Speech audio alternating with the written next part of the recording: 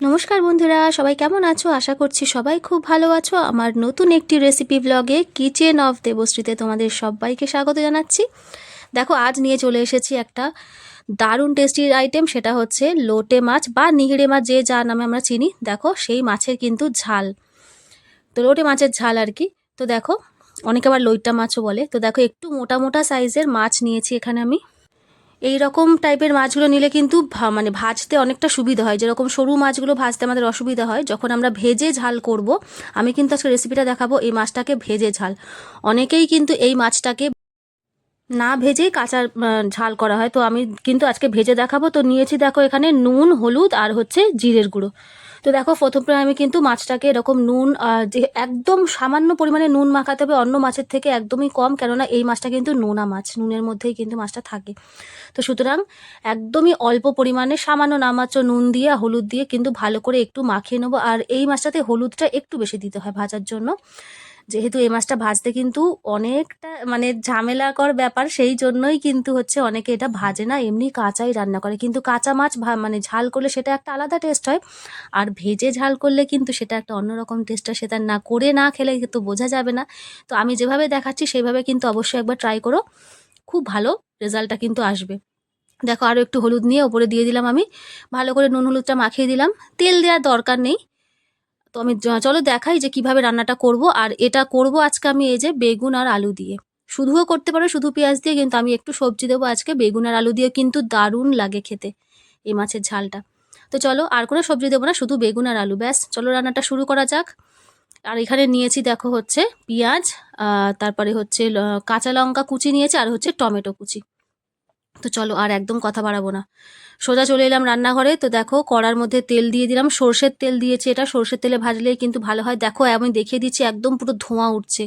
খুব ভালোভাবে তেলটা কিন্তু গরম করতে হবে, তবেই কিন্তু এই মাছটা দিতে হবে ভাজতে, তা নাহলে কিন্তু একদম নিচে লেগে যাবে।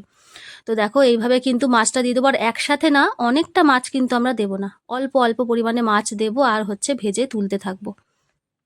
এইভাবে কিন্তু মাছটা ভালোভাবে ভাজা হয়ে যাবে। তো এই যে মোটামুটি দিয়ে দিলাম, দিয়ে মানে ৩-৪ বার করে ভাজতে হবে, যে পরিমাণ আমি নিয়েছি আর কি। তোমরা যে যা পরিমাণে নেবে মাছটা, ঠিক সেই পরিমাণেই কিন্তু তোমরা ওই মশলাগুলো নেবে, মানে পেঁয়াজ, লঙ্কা, তারপরে টমেটো, এগুলো কিন্তু নিজেদের মাছের পরিমাণ অনুযায়ী নেবে, কতটা পরিমাণে তোমরা তরকারি করছো সেই পরিমাণ। তো একে একে কিন্তু সবই দিয়ে দিলাম। মাছটার এই যে ঝালটা করছি আমি, এত টেস্টি হয়, না খেলে কিন্তু তোমরা বুঝতেই পারবে না বানিয়ে।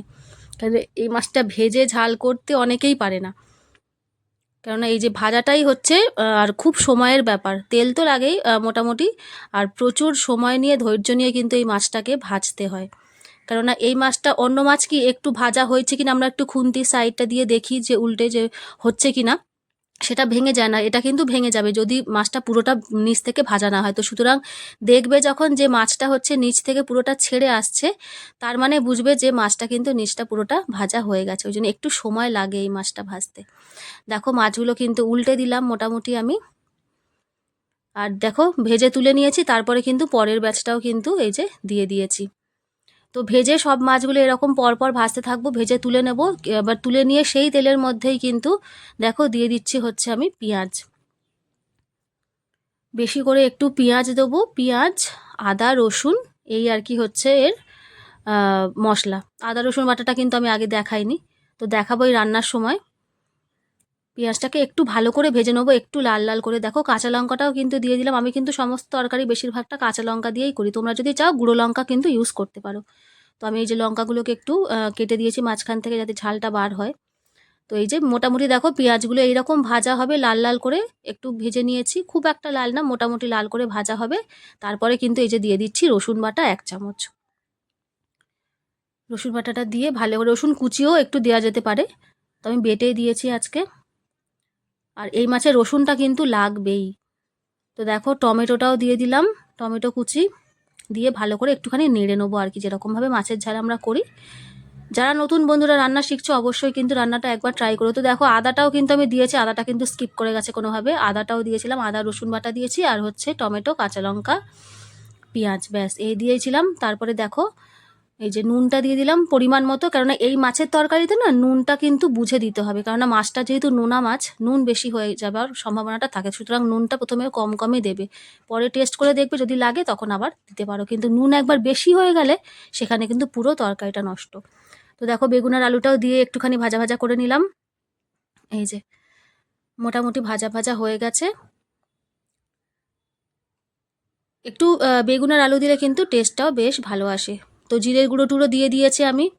জিরের গুঁড়ো দেওয়ার পরে কিন্তু তারপরে এই দেখো জল দিয়ে দিয়েছি, যে যতটা পরিমাণে ঝোল খাবে। এটা তো খুব একটা একদম ঝোল ট্যালট্যালে ঝোল যেরকম মাছের ঝোলা সেরকম হয় না, এটাতে মোটামুটি একটু ঝোল হবে, মানে একটু গ্রেভি থাকবে সেই রকম। দেখেছো মাছগুলো কিন্তু ভাঙেনি, একটা দুটো দেখো ওই যে ছেড়ে গেছে কাটা থেকে, কিন্তু কোনো মাছ কিন্তু দেখো ভেঙে যায়নি। এইভাবে যদি ভাজো মাছটা কিন্তু ভাঙবে না। এই যে ব্যাস, একদম মানে আলু পুরোপুরি সিদ্ধ হয়ে যাবে তোমরা দেখবে। আর ঝোলটা নামানোর জাস্ট 1 মিনিট আগেই মাছটা দিতে হবে। এই মাছ দিয়ে কিন্তু ঝোল ফোটানো যাবে না, তাহলে পুরোপুরি একদম ভেঙে চুরে একাকার হয়ে যাবে। তো কেমন লাগলো আজকে আমার লোটে মাছের রেসিপিটি অবশ্যই কিন্তু বন্ধুরা কমেন্ট করে জানিও। যদি ভালো লেগে থাকে একটু লাইক করে দিও, আর যদি চ্যানেল সাবস্ক্রাইব না করা থাকে অবশ্যই এরকম ভালো ভালো ভিডিও পাওয়ার জন্য, রান্না দেখার জন্য কিন্তু অবশ্যই চ্যানেলটাকে আমার সাবস্ক্রাইব করে পাশে থেকো। সবাইকে অনেক অনেক ভালোবাসা, যারা যারা এতক্ষণ আমার সাথে ছিলে। আজকের মতো এখানেই, সবাইকে নমস্কার, আবার আসবো নতুন একটা ভিডিও নিয়ে।